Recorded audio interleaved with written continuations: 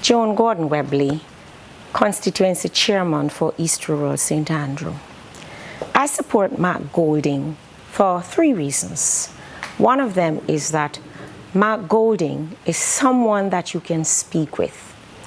Mark Golding, in the upcoming event to take place, I believe will conduct himself with decorum.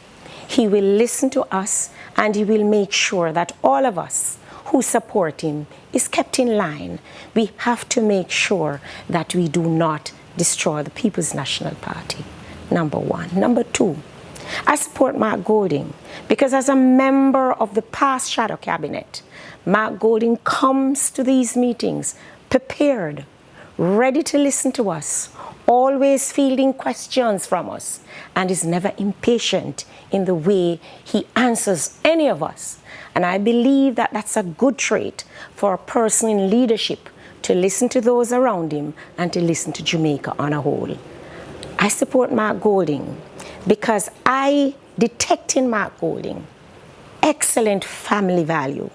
I believe that one of the challenges with Jamaica today is that the family values are not being enhanced.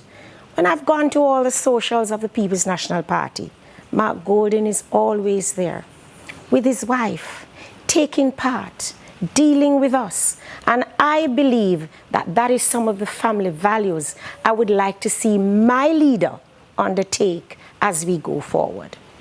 And because of those few reasons, I would like to say, come out on November the 7th.